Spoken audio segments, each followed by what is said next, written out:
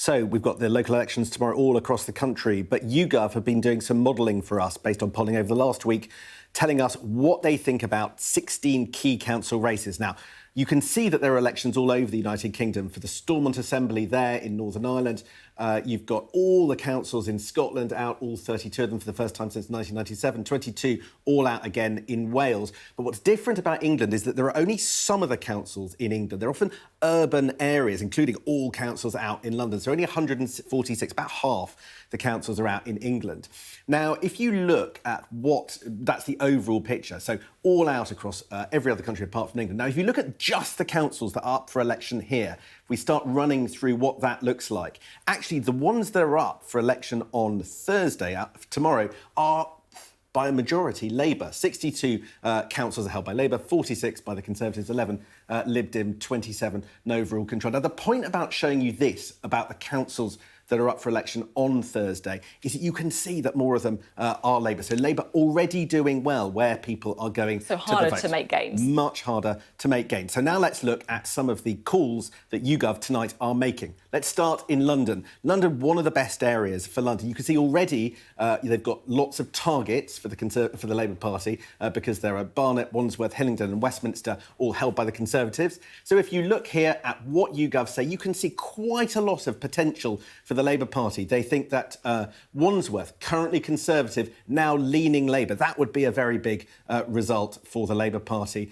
They look likely to hold on to Croydon and they could just about take Barnet and Westminster, which are both too close to call tonight. So this is big news for Labour. It looks like even though they've got this high base in London, they're doing well, there's potential for Labour to take some of the, if you like, the jewels, the Conservative jewels in London. I mean, Wandsworth, for example, Margaret Thatcher's favourite council, I think, is it Conservative for 44 years or something?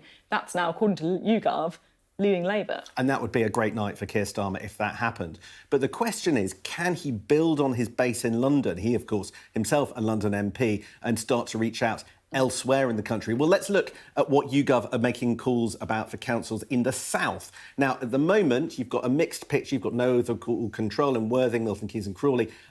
Key battleground of Southampton, Labour, Tory battleground there, currently Conservative held, and Hastings, currently Labour. And here the picture isn't too bad for Labour. They could make some gains. So they could pick up Southampton. Southampton is as I say, marginal that often flips between the two major parties. That could go Labour. But then you look at Hastings. Now, Hastings currently under Labour control. YouGov aren't absolutely sure that they're going to hang on to it. It's more likely than not. They say it's leading Labour, but that leaves some wiggle room. That would be quite a bad night if they lost Hastings. And then those councils on no overall control, well, not much sign of progress in the Labour direction in those key races. And then let's look at the north. And here are YouGov's calls for the north. Here are 3 councils held by Labour, Bury, Hull, and Calderwood, and 3 currently under no overall control. And let's look at what YouGov says about them. And you look at this. You've got 3 councils which don't show the Labour Party making a great deal of progress. Bolton, Kirklees, Wirral, kind of key red wall territory. And then Bury, that is currently controlled by Labour.